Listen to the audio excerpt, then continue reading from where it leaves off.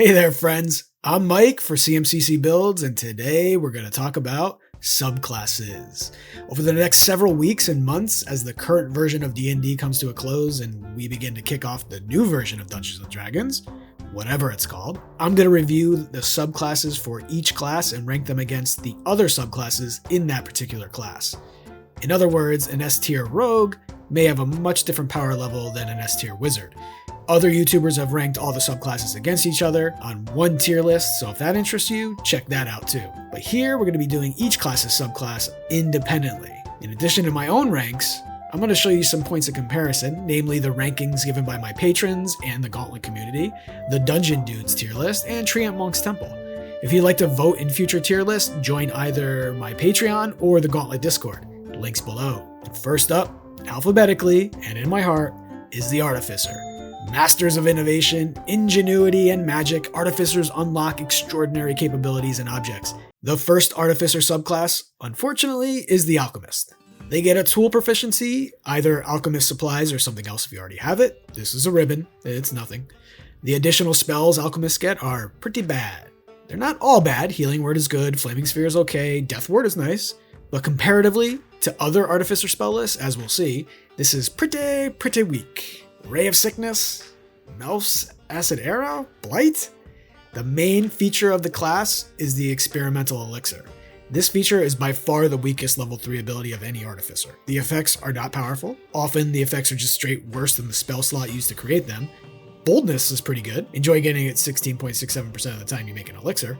Alchemical Savant and Restorative Reagents are non-synergistic abilities. Savant promotes spell use by giving a bonus to spells cast to heal and damage, some of the time. Reagents bumps your elixirs, which require spell slots to create after the first. This is a half caster, spell slots are not plentiful. Chemical Mastery is a fine ability, with single free castings of a strong level 5 and 6 spell. Resistance and immunity to poison damage and the condition is also nice, but not at this level, it's too little too late. A bad spell list, even worse features, and a lack of synergy between those features makes the Alchemist an easy F. Sorry, Alchemist stands. Up next, the Armorer, a big piece of the Iron Man build. Don't just take this and expect to be Iron Man though. Tools of the Trade for a tool proficiency is another ribbon. The spell list is, wow. Magic Missile and Thunderwave. Okay, not bad. Mirror Image and Shatter. Alright. Hypnotic Pattern and Lightning Bolt. I'm sorry, what? Fire Shield and Greater Invisibility? Fantastic. Pass Wall and Wall of Force? What the? I don't even get half of these spells and why they're here, but whatever. One of the strongest subclass lists for Artificers. And we come to the Arcane Armor, the main feature, and unlike the Alchemist, this is both really cool and very strong. Removing the strength requirement is nice, it allows you to be a dex-based heavy armor wearer, which is lovely. It's a spellcasting focus, which frees up a hand. The rest help you live your War Machine or Iron Man fantasies. Ribbons, but nice. You get to pick a model, basically melee or range. The Thunder Gauntlets let you be a decent tank, while the Lightning Launcher allows you to do some stealthing, even with heavy armor, and fight from a distance with an elemental damage type lightning.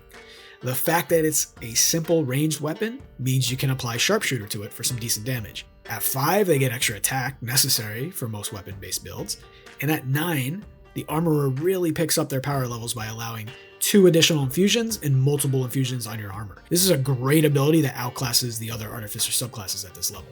And then at 15, the Armorer picks up another strong feature, which provides the Infiltrator with the ability to get advantage on a single attack nearly every turn, with additional damage and disadvantage tied to it. The Guardian ability is more cool than powerful, but it does allow for additional attacks as reactions and allows for some forced enemy movement. But unfortunately, this can only be used 5 and eventually 6 times per day. A fantastic spell list, some good flexibility, and strong build options and features makes Armorer an A. The Artillerist. Fulfill those Mandalorian fantasies, maybe even the Predator. Is this the Predator? Should I make the Predator? Damn, now I want to play the Predator. Anyway, tool proficiency again, and the spells. First spell, Shield, big win. The Armorer didn't get Shield for some reason, and as we'll see, this one spell may be enough to tip the spell list scales to the Artillerist. Thunderwave, fine. Scorching Ray, Shatter is okay for some AoE damage, but next up is Fireball. Late, but still decent at level 9. They get Ice Storm and Wall of Fire, and then Cone of Cold, and again Wall of Force. There are enough powerful spells here to make this the strongest Artificer list in the game. But how does the main feature, Eldritch Cannon, hold up? Really well, actually. It has flexibility. It can do fire damage as a save, force damage as a ranged attack, or temp hit points to buff allies. This was really great until Twilight Clerics became a thing, but independent of that, and all the other means for temp hit points, this is a really nice feature that scales. Oh, and all of these function as bonus actions, and it's a good thing because this class does not get extra attack or intelligence-based weapon bumps or weapon attacks. Arcane Firearm gives your spells a little bump. Oh, how I wish you could cast Magic Missile through this thing. A true machine gun Artificer with D8s added to every missile would be amazing. Explosive Cannon bumps the damage of the cannon, but not the temp hit points. At 15, the cannon provides half cover, and you get a second, doubling the effectiveness of your bonus action. The best spell list, which will eat your action. A superb bonus action feature, and some good scaling, makes the Artillerist S tier. Finally, we have the Battlesmith, the mechanical pet subclass. A ribbon tool and some spells. Shield makes the list, and thank God, because without it, you'd be in rough shape. No heavy armor and a D8 hit die is not the best if you decide to melee. Warding Bond, Aura of Vitality, Fire Shield, Banishing Smite, and Mass Cure Wounds are all good spells. This is a very decent spell list, but weaker than both the Armorer or the Artillerist in my opinion.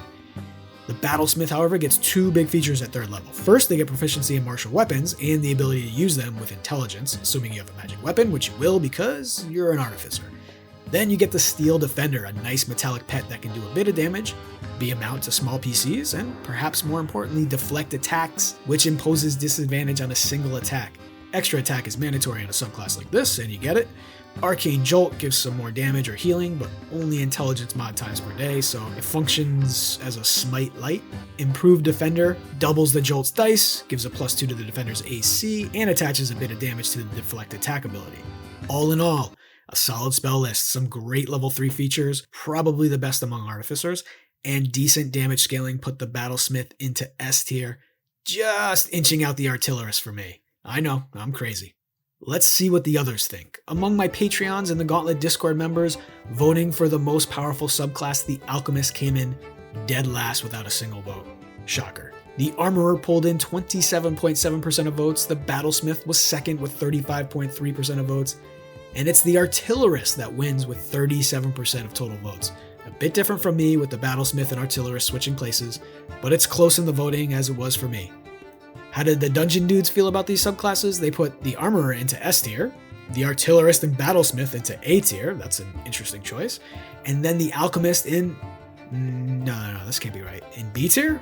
Alright, that's an interesting choice.